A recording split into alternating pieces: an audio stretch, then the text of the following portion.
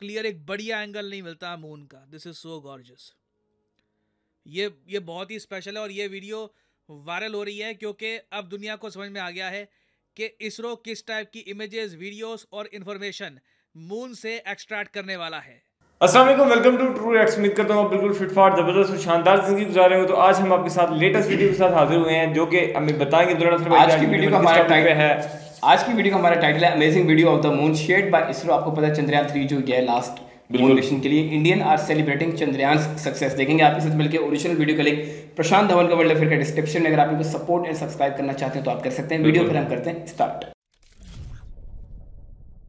नमस्कार and I welcome you to world affairs. मैं हूं प्रशांत धवन। नाउ इसरो ने एक स्पेक्टेकुलर वीडियो अपलोड करी है अपनी वेबसाइट पर मून की। चंद्रयान 3 मून की तरफ धीरे धीरे बढ़ रहा है। अभी मून पर लैंडिंग में टाइम लगेगा, 23 अगस्त को लैंडिंग होगी। मगर मून की जो वीडियो सामने आई है ना, दे आर गॉर्जियस। ना यहाँ पे आप देख पाओगे ये इसरो की वेबसाइट है और नीचे यहाँ पे आपको दिख जाएगी ये 45 सेकेंड की वीडियो। नाउ नोटिस करिए यहाँ पर, ये देखकर यू विल फील प्राउड। ये हम सब की मेहनत का नतीजा है। हम सब ने डायरेक्टली इनडायरेक्टली टैक्स पे किया है। इसरो को जो भी आप कह लीजिए, हम सब ने सपोर्ट किया। सोशल मीडिया पे और जगह लोग तो आर्ग्यू करते हैं कि इसरो का बजट बढ़ाओ, इसरो को और ज़रा पैसा दो ताकि इसरो इसी तरीके से देश का नाम रोशन कर सके। And wow, this is the moon surface. कितना क्लियरली, आई मीन नासा की भी बहुत सारी वीडियोस में ना आपको इतना एक क्लियर एक बढ़िया एंगल नहीं मिलता मून का। This is so gorgeous. ये बहुत ही स्पेशल है और ये वीडियो वायरल हो रही है क्योंकि अब दुनिया को समझ में आ गया है कि इसरो किस टाइप की इमेजेस, वीडियोस और इंफॉर्मेशन मून से एक्सट्रैक्ट करने वाला है। और अगर आप सोच रहे हैं कि अभी के लिए चंद्रयान 3 कितना दूर है मून से, तो इससे आइडिया लगा लीजिए। देखो, पहले चंद्रयान 3 ने अर्थ को काफी बार ऑर्बिट किया, एक मोमेंटम गेन किया। उसके बाद रिसेंटली चंद्रयान ने मून के ऑर्बिट में एंट्री कर ली है। ये अपने आप में ना एक बहुत ही मुश्किल काम था। और आप नोटिस करोगे इसरो ने ट्वीट कर रखी है कि जैसे ही चंद्रयान 3 ने मून के ऑर्बिट को एंटर किया, चंद्रयान 3 की तरफ से मैसेज आया, I am feeling the lunar gravity. MOX by the way यहाँ पे है मिशन ऑपरेशन कॉम्प्लेक्स। और अर्थ का ऑर्बिट खत्म करके मून का ऑर्बिट स्टार्ट करना भी बहुत ही मुश्किल है। कई बार इतिहास में आप देखोगे कई स्पेस प्रोब्स हैं जो इसी मनूवरेबिलिटी में ना बिल्कुल खो गए। मतलब लिटरली काफी बार क्या होता है कि मून का ऑर्बिट वो कैच नहीं कर पाते, वापस अर्थ की तरफ चले जाते हैं, फिर एक्स्ट्रा बूस्टर यूज करने पड़ते हैं, फ्यूल खत्म हो जाता है, पूरा प्लान खराब हो जाता है। तो इसरो अभी के लिए मैं आपको बता दूं, सब कुछ परफेक्टली कर रहा है। Everything is going according to the plan. और एक और नोट करने वाली बात यह भी है कि अर्थ और मून के बीच में डिस्टेंस कितना होता है, 3,84,400 किलोमीटर्स।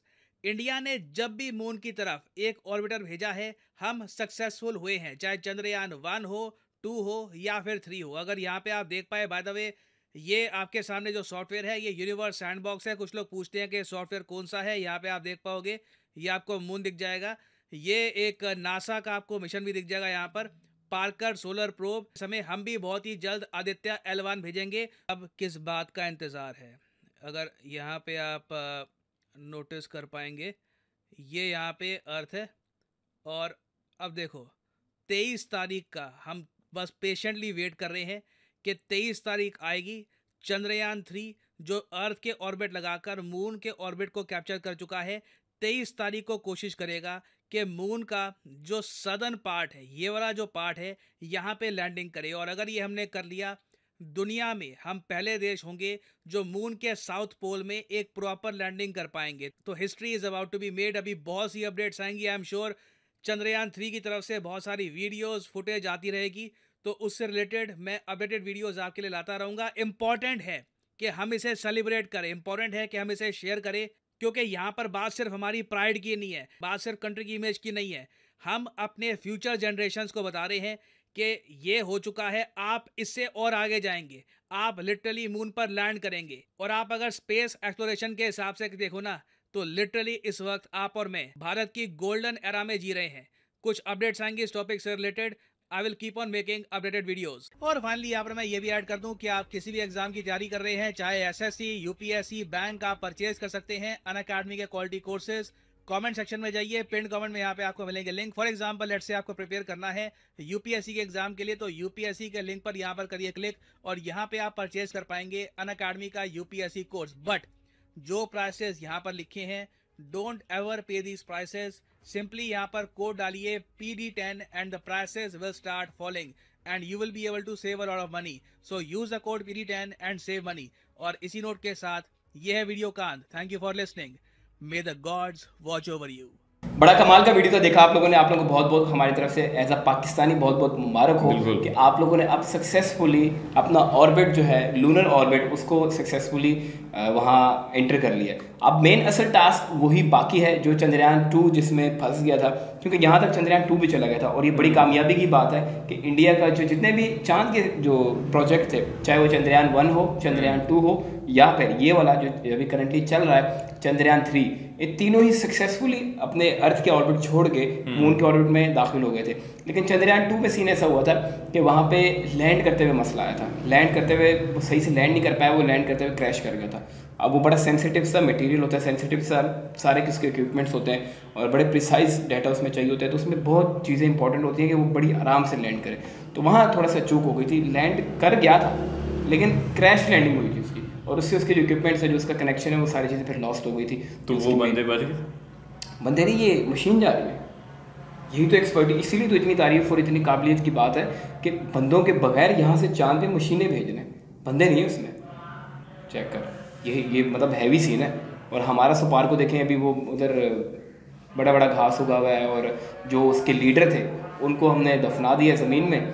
ठीक है, एक एज का तकाजा होता है, लेकिन जब एज थी तब भी तो हमने उनको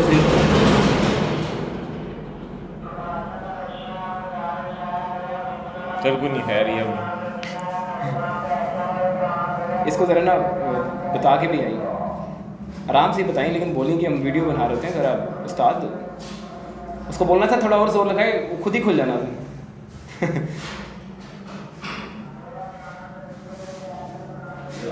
अस्सलाम वालेकुम यार। अरसलान भाई आपने बड़ी ज़ोर से किया, हम वीडियो बना रहे थे। अब आपने गुस्सा नहीं करना, मैं कह रहा हूँ हम वीडियो बना रहे थे, तो वो आप हल्का सा बजा दे करें, हम इधर ही होते हैं। वो बड़ी ना ख़राब हो गई ऑडियो, बीच में ना वीडियो ख़राब हो गया। आपने माइंड नहीं करना इस बात का, असल में काम सीन इस तरह का ना हमारा। चलो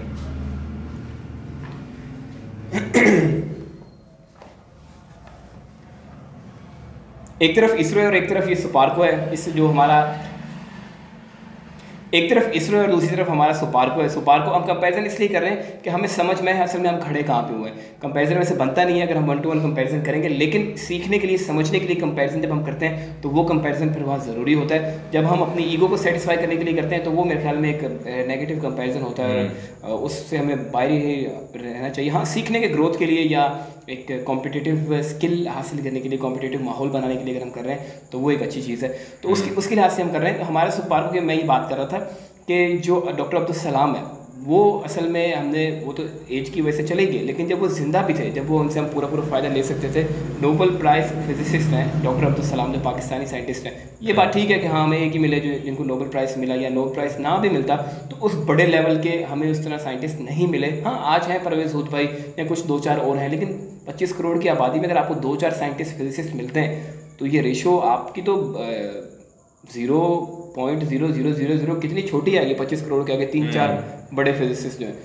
तो ये बड़ी लम्हा फिक्री है। अच्छा, तो उनका देख क्या सीन है कि बगैर बंदों के वहाँ पहुँच गए। अब ये 23 तारीख को हमें पता चलेगा कि क्या सीन है, वो लैंड कर पाता या नहीं कर पाता। लेकिन मेहनत उन्होंने बड़ी की है। हर बंदा की कोशिश यही होगी और दुआ यही होगी कि विशेज़ यही होंगी कि वो किसी तरह सक्सेसफुली लैंड कर जाए। हो जाएगा इंशाल्लाह। कुछ लोगों की नहीं भी होगी, लेकिन ये है कि मुझे ये बताएंगे जो पहले वहाँ पे जा चुके हैं 1 to नहीं, इसके अलावा कुछ बाकी कंट्रीज, नासा हो गया या बाकी। हाँ, ये बंदों के साथ गए थे ना। हाँ, नासा जो है वो बंदों के साथ गया, लेकिन ये एक थ्योरी भी है, कंट्रोवर्शियल थ्योरी है कि कुछ कहते हैं कि नहीं गया, कुछ कहते हैं गया। जब इस पर कभी डीप बात करेंगे तो इसके हवाले से भी हम करेंगे। लेकिन इस पर ये इस तरह की कयास आराइयाँ स्पेकुलेशंस भी हैं कि उन्होंने फ़ोटो शूट किया, इस तरह का माहौल बना के ये किया वो किया। लेकिन उस पर फ़िलहाल अभी एक अलग टॉपिक है, वो डिबेट बड़ी लंबी हो जाएगी इसके ऊपर। लेकिन ये कि पहले वहाँ पे गए और वो बंदों के साथ गए नासा की साइड से। नील आर्मस्ट्रॉन्ग पहले इंसान थे जो मून के ऊपर जिन्होंने अपना पहला कदम रखा था इतिहास में आज तक, और वो अमेरिकन थे शहरी। तो ये है। लेकिन जो हमारे इस साइड से, इस खित्ते से हैं, हमारे से मुराद के हमारे इस एरिए से हैं, तो वो जो है सक्सेसफुली अभी जा रहे हैं और देखते हैं कि 23 अगस्त को क्या रिजल्ट आता है।